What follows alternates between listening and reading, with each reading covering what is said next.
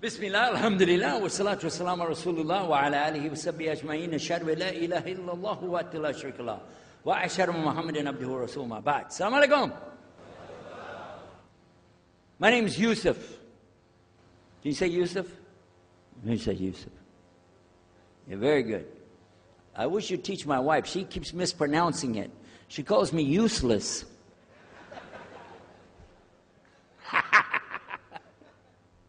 Alhamdulillah. Now, how many of you were in the program today? I was teaching us, trying to teach about how to call the people to Islam called da'wah. I just used an example what I was telling you about. Remember I was telling you when you introduce yourself to somebody, you got to get friendly with them. So I just used an example right there. Because this will disarm the people. This disarm them and make them relax a little bit.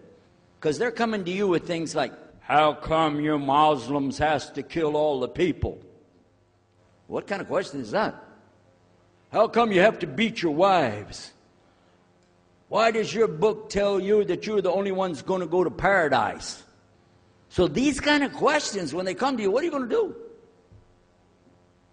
So the first thing, as we said in the program, and I hope, by the way, if you didn't join us today, join us tomorrow. But when we're doing it, you look through the schedule. I'm not going to get into that, but just look through the schedule and join us for this whenever we're talking about the da'wah.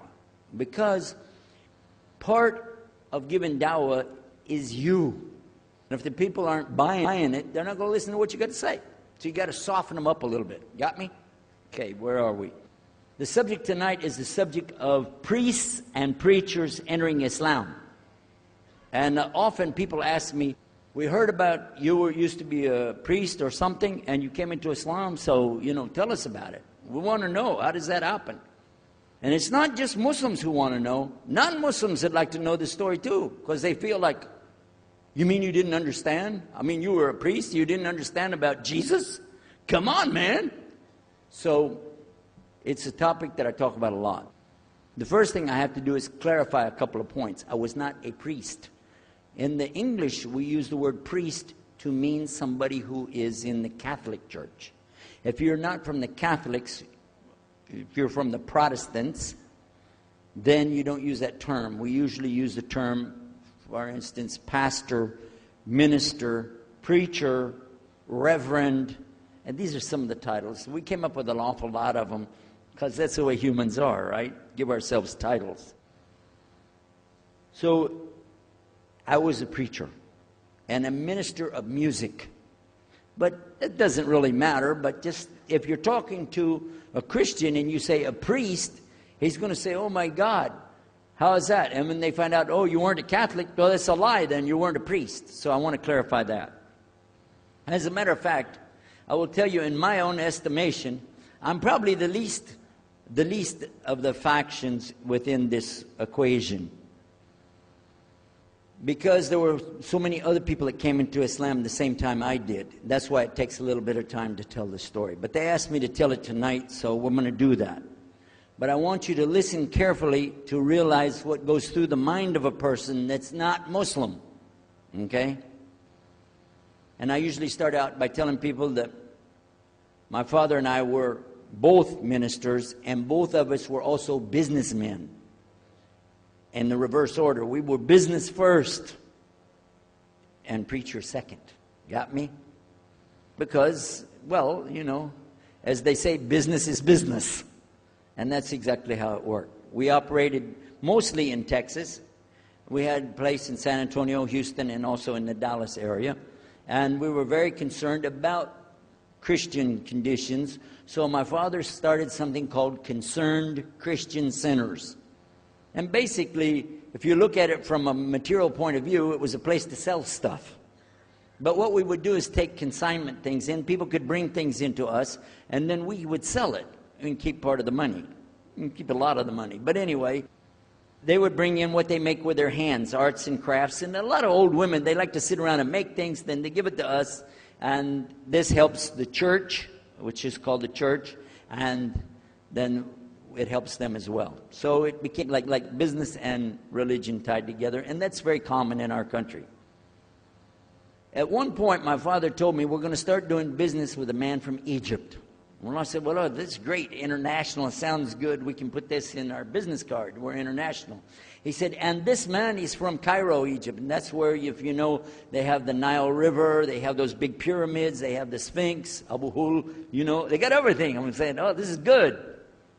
He said, and he's a Muslim. I'll never forget it. I've told the story many times, but it's just like it happened yesterday. I'm standing in between the kitchen, or in the dining room and the living room area. You know, like this when we're talking, and I just stopped like this. I said, what? A Muslim? No way. No way do I want anything to do with that. Dad, come on, you should know better than anybody. Because we were linked in with other preachers. My father supported people like Pat Robertson. Huh? You know him? Pat Robertson? And Oral Roberts. He's not very popular anymore, but he used to be real strong. And his ministry up in Tulsa, Oklahoma.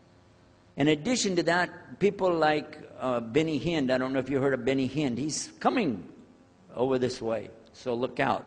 And there's many of them. John Hagee, and the list goes on. Jerry Falwell, Jimmy Swaggart. Some of the names, maybe heard those before. We know these people. We know all about them. All about them. Okay? So at one point, here I am standing there talking to my father about a Muslim. These are the enemies of God. This is what we've been taught. These same people, I just mentioned their names, in their preaching on the television and so on, this is what they teach. Muslims are no good. Now it just became Muslims are terrorists. But back then, you know, we didn't reach that level yet. We were still just kidnappers, hijackers, you know. They said that Muslims don't believe in God, that they're worshiping a black box in the desert, and they kiss the ground 5 times a day. Now that's what we know, man. So here's this Muslim going to do business with us. I told my dad, no way, I'm not going to do it. And he insisted. He said, I want you to meet this man. He's very nice. And I said, I don't want to meet him. I never am like this, by the way. But on this case, I said, no, that's one thing I'm going to stand firm against. We're not going to do it. He said, I want you just to meet him. I said, all right, I'll do it for you. I'm going to do it my way. I'm going to go to church.